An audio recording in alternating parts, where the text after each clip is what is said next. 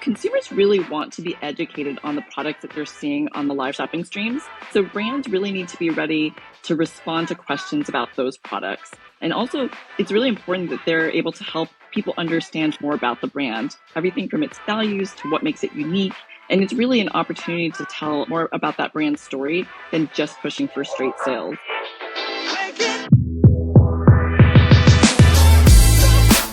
You're listening to Retail Remix, your inside access to candid conversations with the people shaping retail's future. Here's your host, Alicia Esposito. During the pandemic, we saw live shopping explode. Many brands used it as a way to connect with their consumers when stores were closed, but basically all brands used it as a way to truly connect and resonate with their communities. But what does the future hold for this critical component of community-driven commerce? I sat down with Kate Gronso, business product marketing lead for Meta, to discuss all of the trends that she's seeing in the social commerce space, how Meta is building solutions and experiences to support brands and retailers, and how live shopping in particular will present new opportunities for commerce, community, and connection, even in the metaverse. Listen in. She gets into some fascinating trends, examples, and ideas for you to apply to your business.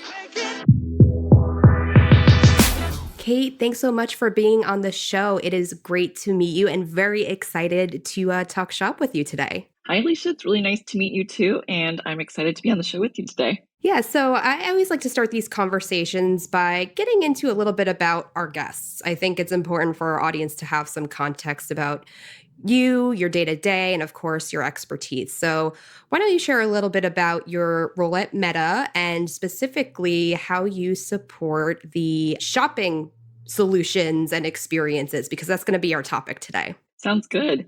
So I lead the business product marketing team that's enabling organic commerce solutions across the Facebook app. And our team focuses on understanding things like market trends and opportunities to inform the commerce products that we build. We also spend a lot of time deeply understanding the sellers, creators, and people that we serve on our platform. And we develop the go-to-market strategies to launch and grow adoption of our products. No, that's great. So I know there have been some new developments for Meta, some evolutions in the products and the solutions. So can you kind of break down what solutions are kind of under that umbrella that you oversee and, what that looks like at a tactical level, I guess, because we're going to be getting into a few different trends today.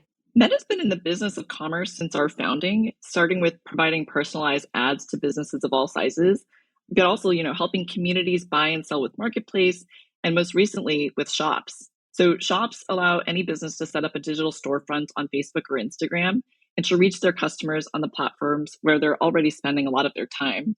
So our commerce strategy is really about removing the friction between the moment a shopper discovers a new brand or product and when they actually are ready to purchase. So we're also innovating in formats like drops, which allow brands to schedule the release of a limited product on Instagram, and also live shopping, which has really been an amazing tool for brands to tell their brand story and to connect with customers throughout the pandemic. We're also continuing to invest in advertising tools for commerce. So we've got tools like AR try-on and also ads with product tags. So many cool things happening in the social commerce space. And I think you nailed it, like that opportunity to go from inspiration or education to commerce or transaction. Like that's the big value. And I think a lot of those technology components or trends really meet that objective successfully. And obviously, Facebook and Instagram are huge gathering points for individuals to connect with each other, but of course, to connect with brands, right? Like that's the big opportunity for our listeners. So you noted that in your role, you look at the high-level consumer trends, the market trends, and identify opportunities from there. So we've been hearing a lot about this notion of community-driven commerce and the opportunities to connect in a more authentic way. So, how are you looking at this trend in particular? It's probably a mega trend if we were to break it down, but how are you looking at it and how do you see it kind of driving innovation for Meta and all of these solutions and products that you're offering to your brands? Yeah, so people are faced with so many choices today when choosing a brand or a product. And oftentimes we're looking to our friends, maybe somebody in our family, creators or influencers that we follow, and also the communities that we trust for our inspiration. So for me personally, I belong to a group called Main Street Mamas on Facebook. And when I became a mom, this was just really a really great resource for me to understand, like, what are the products that I need for my new family? But I see people in those groups asking for recommendations on things, everything from a newborn or family photographer to solutions that they can buy for a colicky baby, or just like really building confidence. Like, do I really need this new bassinet? So that's one of the examples for me where I'm seeing that people are actually coming and trying to get, influence from people that they really trust. For me personally, I've been dreaming about renovating my kitchen lately. And so I'm constantly seeking advice from a friend who, not only has amazing taste, but she's also got some really great tips, whether they're DIY tips or ways to save money in that renovation. And she's been sharing a bunch of lifestyle influencers that she follows to get inspiration for herself. And what I'm finding is that, I'm starting to follow those influencers as well, both on Facebook and on Instagram. I'm pretty sure at the end of this, I'm going to have ideas to renovate my entire house. So, bringing the power of community to the shopping experience is creating a better, faster, and more informed shopping experience for people. Last year, we created some new ways to engage community through shopping. So, one example is shops in groups. This allows people to support the communities that they really care about by buying products directly from them. We're also launching top product mentions from groups that you're part of in your newsfeed so that it makes it easier to discover products that are recommended by your community.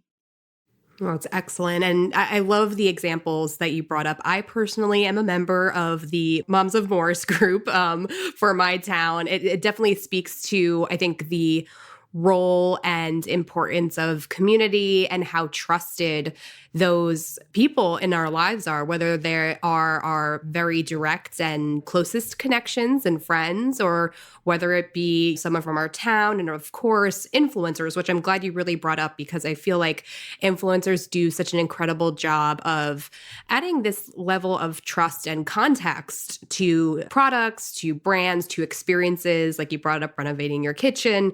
Who do you turn to for that guidance? And obviously that connects to content, which anytime I think about social commerce and the opportunities of social content is obviously a big driver, a big topic for me to kind of dig into and think about what content or what approach to content drives that commerce experience successfully through social. Like you need good content, it needs to be authentic content, it needs to be beautiful for some, right? Like there are so many nuances there. So, I mean, what trends are you seeing in this area of content and commerce? And what do you think drives success for brands? I'm sure there are some nuances there. Yeah, one of the things that's been really fun to watch is brands' approach to the live shopping format and the content that they're creating.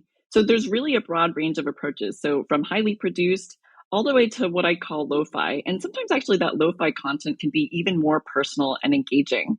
So with live shopping, we're finding that the secret sauce is really a combination of informative or educational content and also entertaining content. Last half, we featured a bunch of live shopping events during the holidays. And one of the ones that I really, really loved was by this brand called Lange. So Lange is a hair care brand, and they worked with this network of creators and influencers. And so in this particular event, there was a creator who was demonstrating how to get this like super amazing root boosting blowout. And she was demonstrating how to do this using their volumizing brush dryer. So in that content, she was super excited about this product. The community that was involved in that event was also really excited about this product. You could tell that they clearly had an affinity for the brand. But what was really amazing is she showed how to use that product. She showed the amazing results that you can get. I mentioned before that I'm a mom. And so for me, like time is always something that's really important. And she got an amazing blowout in about 7 minutes. So for me, it was really important because I could see that product in action. I could hear from her what was so special about it.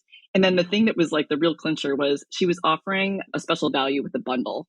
And so for me, I knew that I needed to buy that product in that moment of inspiration. And I just thought it was one of the most kind of visceral examples of just how special live shopping can be. So these are moments that have really become an opportunity for brands to connect with their customers in real time. And they're also using the feedback that they're getting from these events to evolve their approach to content and also, in some cases, product development.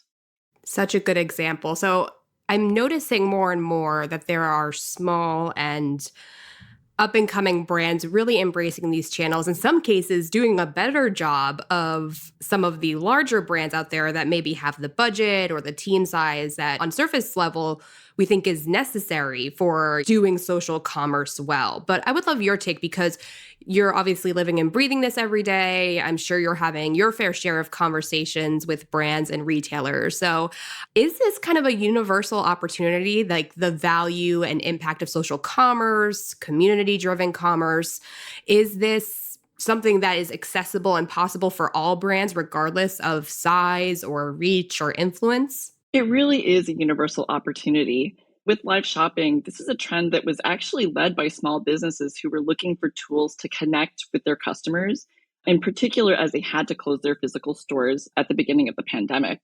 I'd love to tell you actually about a brand that has done this incredibly successfully. So there's a woman named Kelly Colley, and she operates a women's retail boutique in LaSalle, Illinois.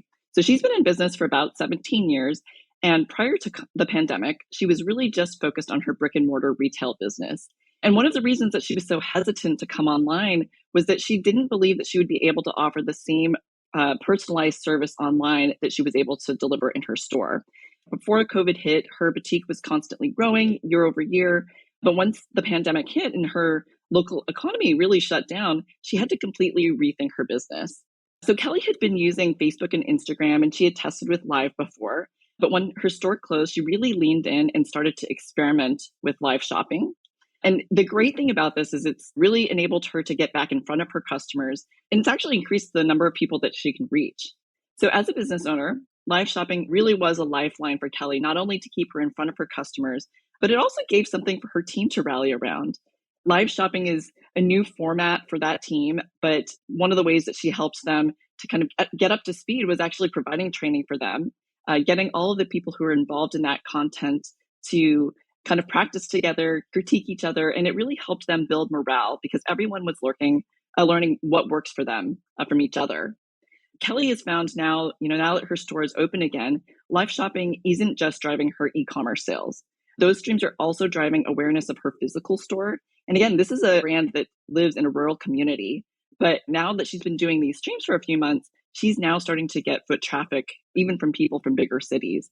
And so this dynamic has really completely changed who her potential customers are. I love that story. We're seeing so many more smaller businesses that, of course, have had to pivot in light of the pandemic, but have seen, okay, like this isn't just like a short-sighted replacement for store closures. Like it becomes a viable revenue stream. Like the more they engage with their community, the more consistent they are in these live shopping experiences. And I think that's where there's so many opportunities for innovation and testing new things, trying new formats for your shows. And I think this is only the beginning of the activities on the brand side. So that's a great small business example. Are there any other examples of community-driven approach to commerce or social commerce, maybe even like a different solution or capability that you wanted to spotlight to showcase some real life scenarios from the retail community? Yeah, another example that I mentioned was we've now introduced the ability for groups to have a shop.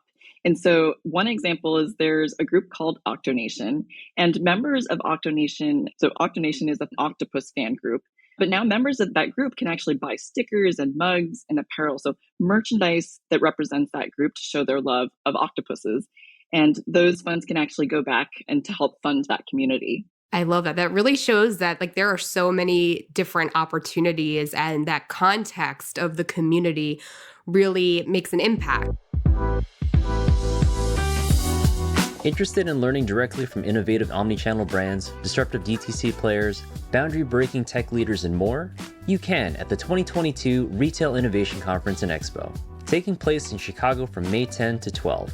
Whether you're looking to strengthen your omnichannel strategy, accelerate your e-commerce experiences, or get inspired by new design trends, we have something for all members of the modern retail business. Join executives from Coach, Foot Locker, Brooklinen, Elf Beauty, and more for one of the industry's most anticipated events in retail innovation. Podcast listeners get 50% off on all passes using the promo code RICE50P07. Better yet, early bird pricing is available until March 12th, so you'll get to save an extra $300. Again, take advantage of these incredible savings by going to retailinnovationconference.com and using the promo code RICE50P07.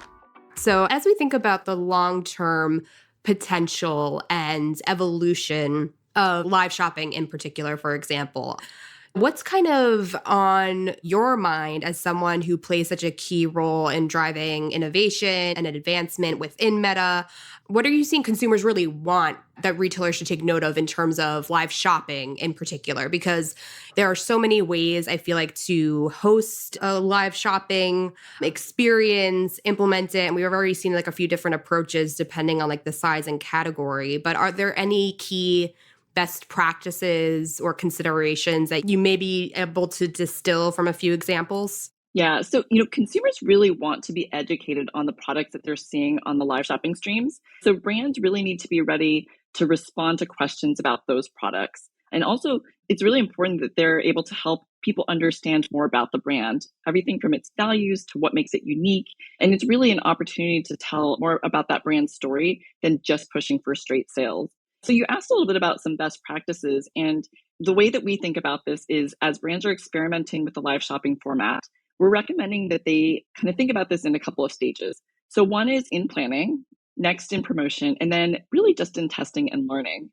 So in that planning stage, one of the most critical components of a really successful live shopping event is the host. So identifying a host who can be an expert, someone who's very familiar with the brand. Maybe it's actually somebody who works at the brand, or it could actually be a creator or an influencer.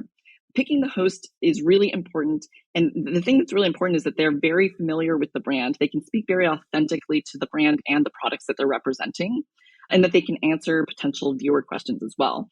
Also, it's really important to plan moments of community engagement throughout a stream. So in some cases, what we see is that there's really organic engagement. And this is particularly true for brands who have invested a lot in developing a community on Facebook. But in some cases, what a host can do is actually script some questions to ask the audience throughout the presentation. So I actually saw this really successfully through events that Murad, so Murad's a skincare brand. They hosted a variety of events last year, and they did a really great job of, kind of throughout their content, scripting questions to ask the audience to drive that engagement. And they made it fun too. Like in some cases, they were offering giveaways for people. So people who were commenting in the thread would be eligible to get a giveaway. Another thing that we think about is how you can create a sense of urgency. So why should your audience tune into the video while you're live, and why should they purchase? And so some things that brands can think about is there a limited amount of inventory that's going to be available? Or maybe you're launching a new collection that's being introduced for the very first time. Or in some cases, we've seen really a lot of success around offering something like a special discount that's only available during that live stream. So it's important to try and make sure that every live shopping stream has some kind of compelling hook that are going to get consumers to actually engage with that stream and then eventually buy during that stream. And then the other thing that we think about in planning is making sure that the host can see the viewers' comments in real time. So in some cases, we'll see hosts who are on camera and they'll have an iPad as just kind of another tool that they can use to actually see those comments coming in real time. For some brands, they've also opted to have somebody who's a second content moderator on hand to reply to comments. And so what this does is it gives the host an opportunity to engage in some of those comments. And in some cases, we're seeing so many comments come through, and the second content moderator can make sure that they're still addressing all of those comments, but doing it over text. And so the important thing there is that really enables the brand to have that connection with every single person who wants that engagement, and people really feel seen and heard throughout the event. So the second stage that we talk about is promotion. So on Facebook, one of the things that brands can do is to create an event on their page for upcoming events. And this lets shoppers know when they're going to be going live and what they can expect from that event. We also recommend that brands use all of their different channels to tease their live shopping event in the places where their customers are already active. So if they have a community or a fan group on Facebook, they can post into that group. They can also let fans know about their upcoming streams on their Facebook page. They can actually offer behind the scenes previews through their Instagram account, or in some cases, they can use their email newsletters to really increase the audience that's going to engage with their content. Brands can also use advertising to promote their live shopping streams before and after their events. So live shopping streams live on as a video on your Facebook page after you complete your stream. And so a brand can actually use that advertising to boost awareness of that content even after the live event. So the last stage is really about testing and learning. One of the things that we really recommend is testing a variety of times for your live shopping events and testing different hosts. And what we see is that this really helps brands learn what's resonating most with the audience that's engaging with them. And then lastly, it's really important to be patient with your shoppers as they're becoming familiar and, quite frankly, more confident with this new experience. Taking the time to explain what you'll be presenting, how they can engage with the host, and what they should expect. And then most importantly, helping them understand how they can actually shop through the event. So providing education for shoppers on how they can check out and purchase for the live shopping event has been something that's been really critical as we're teaching shoppers about these new kind of social commerce platforms. Such great guidance. Thank you so much for walking through that with us, Kate. So, as we started to close up our conversation, I do want to make sure that we discuss. So, we talked about influence a little bit. We talked about the role of community at a high level. But for the brands that want to really maximize the power of social and specifically, I guess in this case, live shopping, what else do brands need to be thinking about? So we talked about like all of the engagement ideas and opportunities, making sure there are points to interact with the consumer, which I think is a great idea, making sure that you're constantly reviewing and responding to comments and feedback, great pointers. But is there anything else like at a brand level that consumers are looking for? Are they looking for more deep or meaningful opportunities to engage with brands? Or is it really just like the product education / product drop type model that's really hot right now? Because the only reason why I'm asking is like I'm seeing more live streams that are like interviews, Q&As. Like I've even seen some athletic brands do like mini courses like through live stream, right? Like I feel like there are so many possible use cases. So I'm curious, what are you seeing consumers really connect with? Where do you think the opportunities are to maybe go beyond the immediate commerce connected opportunities, if that makes sense? Yeah, that's a really great question. So I think that some of the most successful brands that we've seen through live shopping are those that are really educating people about their brand. One of the brands that really stands out to me is a brand called Docs, and they sell these wrist straps and they have kind of these motivational and inspirational sayings on them. So they could take an approach where they're just trying to sell people these wristbands. But really the approach that they've taken is typically the person who's on camera is a guy named Jason. He's the founder of that brand. And what he really goes into is why they developed the brand and why he's developed every single piece of product that they're selling. And there's always this really intimate story that's inspired the development of that product that he's sharing in the content. And what we see is there's a lot of interaction with the community who say, oh yeah, like that totally resonates with me. Or I love how that inspired you. That reminds me of the same kind of situation that I've been in. Or this is inspiring so much that, I have a friend who's going through this same situation of the story that you told about this product. And now I'm actually going to gift this to them. So really developing that connection with the brand is something that's been really important through these live shopping streams. And I think that that's actually what customers are looking for. They're looking for, a more in-depth kind of interpersonal relationship with the brand.